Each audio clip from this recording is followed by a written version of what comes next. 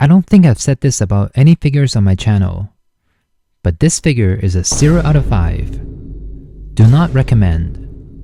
-5 stars. Do not get it. Not even if it's on sale. Last week, I finished my Season 2 Loki TVA display. I recreated the loom and the speculafication effect. Loki and Mobius are now there protecting the sacred timeline. I love how the display turned out. Check it out if you haven't already. Okay, I did get mine when it was on sale, but I still don't think it's worth it. The reason why I got it is because I don't have a Nick Fury figure.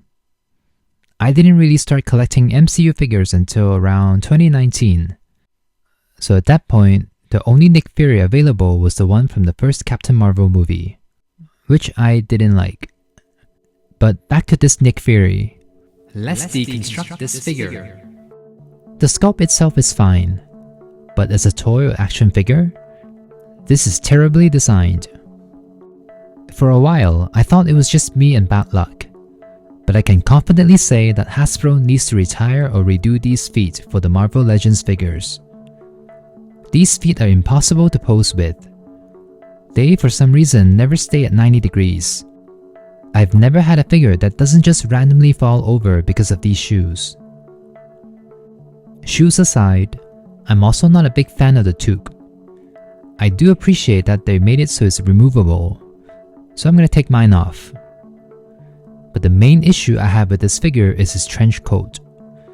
I get that this was his main outfit in the show, but someone from Marvel should have realized this wouldn't translate as a figure. This look is not interesting and is too restrictive. But I have something that can upgrade my Nick Fury figure with. So, hello, this is Ken. I like making things. Whether it's repainting my figures or making diorama displays, I love making things look awesome. My goal is to elevate my figures so they can shine on my display. Join my DIY venture as I ask myself the same question every week. Can I make it?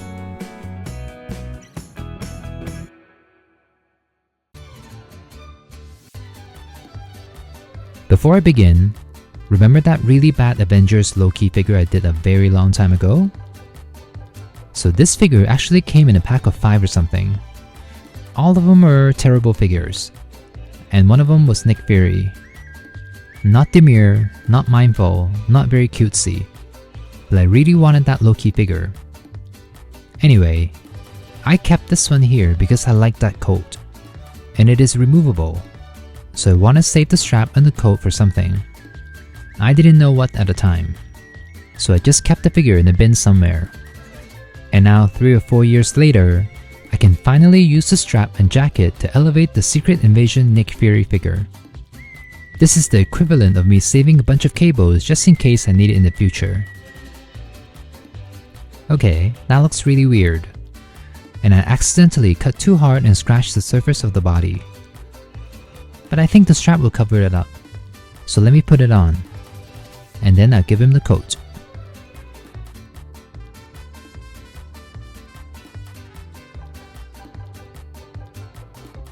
There we go. This is probably the easiest modification you can do to elevate a figure. If you don't have any of the other MCU Nick Fury and have an extra coat laying around, and you see this Secret Invasion Nick Fury figure on sale, then I recommend getting it and doing this to your figure. But under these conditions only, because this figure is still a pain to balance. The open jacket does help a bit. The legs aren't as restricted as before, but those ankle joints just don't like to stay in place. I really hate to admit this, but the final result looks really good. I feel like they should have released this version of Nick Fury instead. This look of his is much more iconic and works as the Iron Man post-credit scene Nick Fury, the Avengers 1 Fury, and even the Winter Soldier Fury as well. They also could have easily kept this look for Secret Invasion, and I don't think that would have hurt toy sales either. because the original Fury figure was made before they really nailed the actor's likeness. And I feel like there's a large portion of people that missed out on collecting MCU figures back then.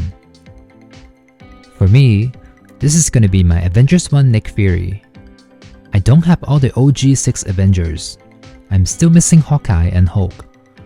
But I do have an extra Widow, the one with the painted Maria Hill body. And I also have an extra short-haired Widow head from the recent release. And I also got the Avengers cap from the Endgame wave. These three actually work as a trio. They are the agents of S.H.I.E.L.D. in a way. Okay, technically Cap hasn't joined S.H.I.E.L.D. yet, but he will soon. So until they release Avengers 1 Hawkeye and Hulk, this will be my Avengers 1 ensemble. Okay, let's end this with a photo shoot.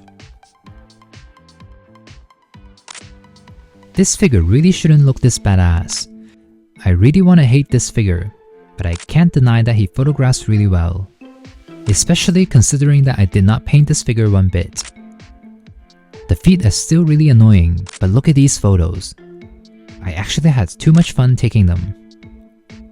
Wait, what's this? Someone left this comment on my stream. Oh no, I put the strap on backwards.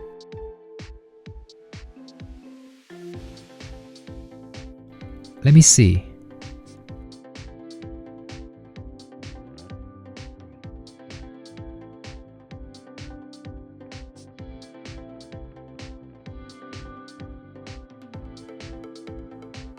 Oh, that makes much more sense. Of course the gun holster's on his chest and not his back. He wouldn't be able to reach it with the jacket on.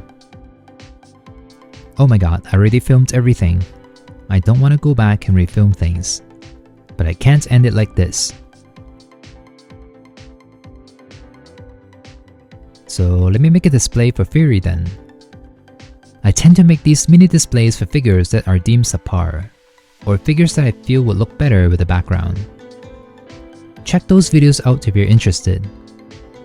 But for Fury, I want to recreate the interior of the helicarrier.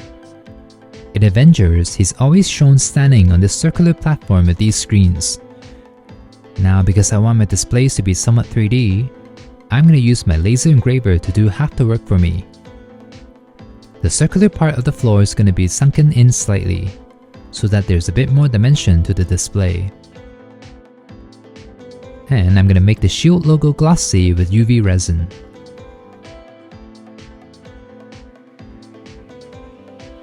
Alright, looking nice. And to make the display even more 3D, I cut out some more pieces for the S.H.I.E.L.D. logo. And I'm going to glue them onto the logo on the wall, so that it's not a flat image, since the overall design is so simple. And finally, I cut out these arms here for the screens. As for the screens, I don't need them to be that complicated. I just need some sort of graphics on them so that they aren't just blank screens. So I'm going to draw the Tesseract with a Sharpie on shrink plastic. And I'm going to add some random sci-fi looking lines to make it look more professional. And then heat it up with my heat gun to shrink it. That's a good first try, but I don't love it. I'm going to try again. I made a couple more, and I like these two here. So let me glue these onto the arms. Okay, everything is ready. Let's put Nick Fury onto the display. 10 out of 10. Is this not the perfect display for Fury? The wall is supposed to be more grey, but the blue actually doesn't bother me. It makes the black stand out even more. And the 3D elements are subtle but effective. The logo on the wall actually looks like it's backlit. The logo on the floor on the other hand didn't turn out the way I wanted. You can barely see it, but it's okay. It could have been too distracting anyway. The screens aren't perfect, but they get the job done too. It really looks like Nick is searching for the Tesseract. Even though this display is very static, the open jacket makes it feel much more dynamic. And to make it even cooler, I'm gonna add Cap and Widow onto the display. Yay, they fit! Now these figures have a stage to shine on. This will be my Avengers 1 display for now, until they release new Hawkeye and Hulk figures. Oh, that reminds me. Let me bring in the Winter Soldier mini display. I love how these two look side by side. I guess they're both S.H.I.E.L.D. or helicarrier displays. But what I like is that the Winter Soldier one kinda works as a sequel display, which I guess in a way it is. It was Steve and Natasha's movie.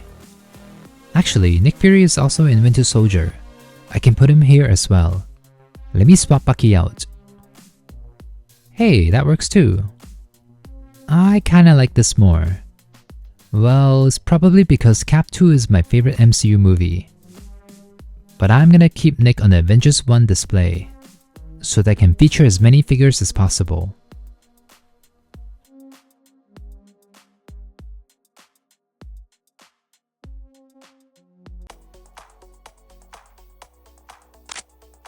Alright, this turned out to be a huge success. It went from me hating this figure to actually liking it.